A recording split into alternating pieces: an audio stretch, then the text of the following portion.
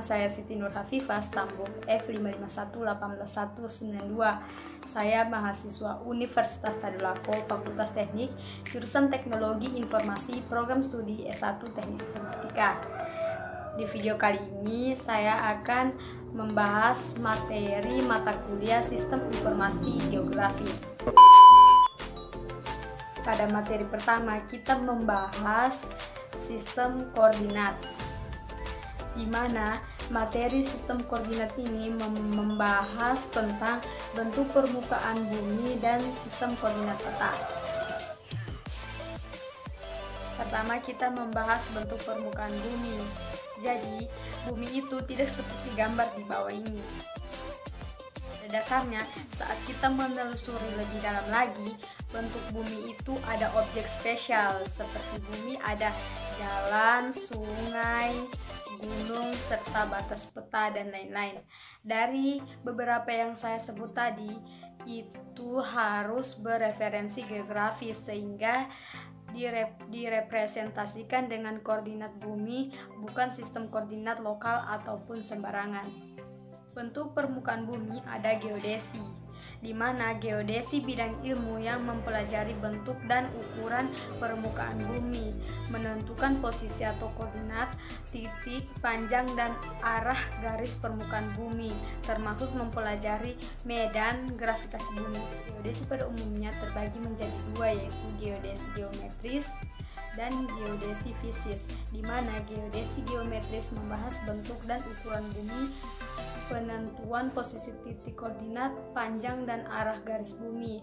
Untuk geodesi fisis yaitu membahas medan gravitasi bumi, juga menentukan bentuk bumi. Kemudian yang kedua yaitu sistem koordinat, di mana sistem koordinat digunakan untuk mengidentifikasi lokasi pada bumi secara akurat. Sistem koordinat merupakan sekumpulan aturan yang menentukan bagaimana koordinat-koordinat yang bersangkutan berepresentasi. Sistem koordinat secara umum terbagi menjadi dua, yaitu sistem koordinat 2 dimensi dan sistem koordinat 3 dimensi.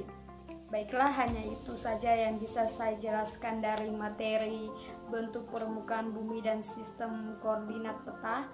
Selanjutnya kita ke materi sistem proyeksi peta.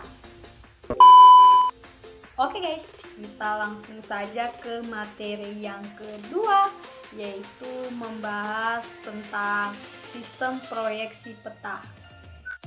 Jadi proyeksi adalah metode untuk mengubah permukaan lingkung 3 dimensi menjadi referensi dalam bidang data yaitu 2 dimensi.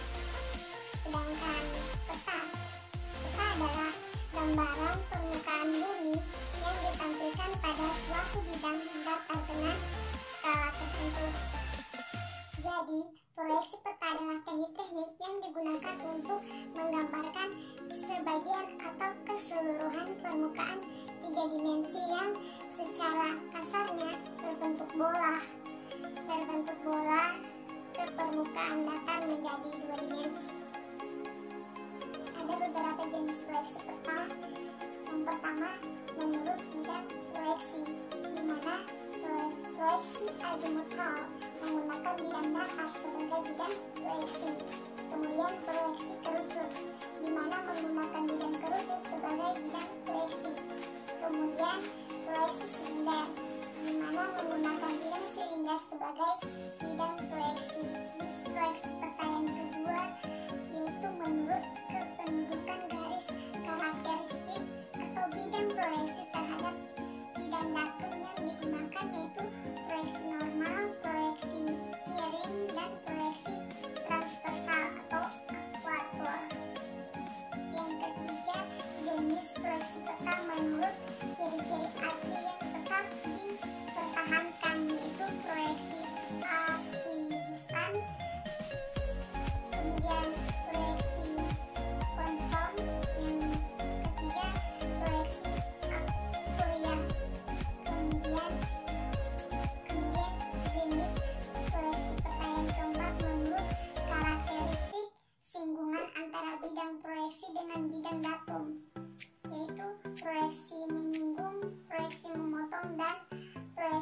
tidak menyinggung atau tidak memotong. Lanjut ke pemilihan proyeksi peta, di mana karena jenis sistem proyeksi suatu daerah dengan daerah yang lain berbeda, maka diperlukan proses transformasi koordinat dari suatu sistem proyeksi ke sistem proyeksi. Itu saja yang bisa saya sampaikan mengenai materi sistem proyeksi peta. Selanjutnya kita ke materi GPS atau Global Positioning System. Oke guys, langsung saja kita ke materi yang ketiga, yaitu membahas tentang GPS, Global Positioning System. Pengertian dari Global Positioning System adalah sebuah sistem yang dapat menunjukkan posisi benda di permukaan bumi secara cepat di semua tempat pada semua kondisi dan setiap waktu. Dan GPS dikontrol oleh Department of Defense atau DoD. Dan GPS mempergunakan 24 satelit yang berada di ketinggian 12 mil DPL. Satelit beredar pada dua lintasan orbit yang konstan dan kecepatan berkisar 7.000 mil per jam. Oke guys, kita lanjut ke fungsi dari GPS. Fungsi dari GPS yaitu untuk menghitung jarak dan arah dari lokasi tempat kita berada, kemudian menyimpan dalam memori lokasi kita berada, terus menampilkan kekuatan baterai, posisi satelit, dan kekuatan sinyal. Kemudian untuk komponen GPS ada space segment mempunyai 24 satelit, kemudian user segment pesawat, kapal atau mobil. Lanjut ke monitor segment ada Hawaii, Diego, Garcia, dan Colorado. Kemudian ke ground control system dan cara kerja GPS yaitu setiap satelit mentransmisikan data navigasi dalam sinyal CDMA. Kemudian sinyal CDMA menggunakan kode pada transmisinya agar penerima GPS bisa mengenali sinyal navigasi GPS. Satelit ini dikontrol 5 stasiun bumi. 4 stasiun bumi bekerja otomatis dan 1 stasiun bumi mengontrol utama yang berfungsi untuk mengkoreksi data navigasi ke satelit GPS. Untuk kelemahan dari GPS yaitu tidak dapat digunakan di tempat tertutup atau terhalang gedung-gedung tinggi. Jenis baterainya AAA dan jika baterai habis tidak ada cadangan bantuan navigasi. Dan kesalahan untuk menghitung ketinggian cukup besar. Tidak cocok untuk membantu sebagai informasi navigasi di daerah pegunungan. Jadi teman-teman bisa lihat ada beberapa contoh dari GPS tersebut. Ada 2 contoh satelit GPS. Yang pertama GPS satelit blok 1, yang kedua satelit blok 2.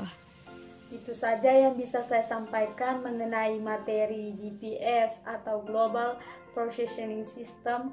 Kita lanjut ke materi analisis sistem informasi geografi.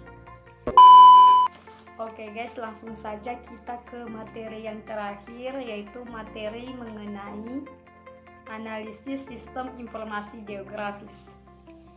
Kemampuan analisis spesialis menggunakan sistem informasi geografis dapat diklasifikasikan bermacam-macam, yaitu klasifikasinya akan saya sebut ini mengacu pada Aronoff tahun 1989. Yang pertama yaitu fungsi buffer, kedua fungsi overlay, yang ketiga fungsi network, yang keempat fungsi 3D analysis. Jadi, untuk buffer atau buffering merupakan salah satu analisis spesialis yang sering digunakan SIG.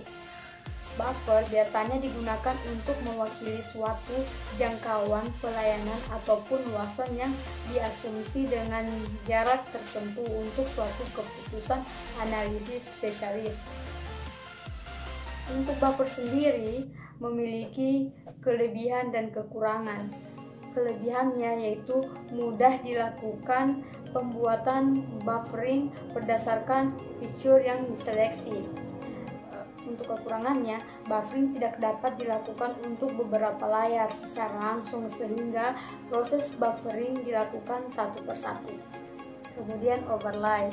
Overlay adalah prosedur penting dalam analisis sistem informasi geografis. Overlay yaitu kemampuan untuk menempatkan grafis satu peta ke peta di atas peta yang lainnya dan menampilkan hasilnya ke komputer atau ke plot. Ada beberapa fasilitas yang dapat digunakan pada overlay. Untuk menggabungkan atau melapiskan dua peta dari satu daerah yang sama namun beda atributnya. Ada beberapa fasilitas yang dapat digunakan pada overlay, yaitu untuk menggabungkan atau melapiskan dua peta dari satu daerah yang sama namun beda atributnya, yaitu dissolve themes. Jadi teman-teman bisa lihat penjelasan dari dissolve themes. Kemudian ada merge times. Jadi teman-teman bisa lihat penjelasan dari merge times. Kemudian ada chips on times. Teman-teman bisa baca sendiri. Kemudian ada inter times, union times. Kemudian yang keenam ada async date times. Jadi teman-teman bisa baca sendiri. Oke, kita lanjut. Network analysis. Network analysis adalah analisis spesial mengenai pergerakan atau perpindahan suatu sumber daya dari satu lokasi ke lokasi yang lain melalui unsur-unsur buatan manusia yang membentuk jaringan line dan point saling berhubungan. Adapun keuntungan dari menggunakan analisis network ini dapat menentukan pekerjaan yang harus segera diselesaikan tepat pada waktunya, karena penundaan pekerjaan tersebut dapat mengakibatkan tertundanya penyelesaian secara keseluruhan. Terakhir yaitu 3 dimensi atau 3D analysis, merupakan salah satu tool dalam perangkat lunak ArcGIS yang dapat digunakan untuk menganalisis suatu objek di permukaan bumi secara 3-dimensional berdasarkan informasi koordinat X, Y, Z yang ada pada objek tersebut. Baiklah, itu saja yang bisa saya sampaikan mengenai materi pada mata kuliah Sistem Informasi Geografis. Jika ada salah-salah kata, saya mohon maaf. Wabillahi taufiq wal hidayah. Wassalamualaikum warahmatullahi wabarakatuh. Bye bye.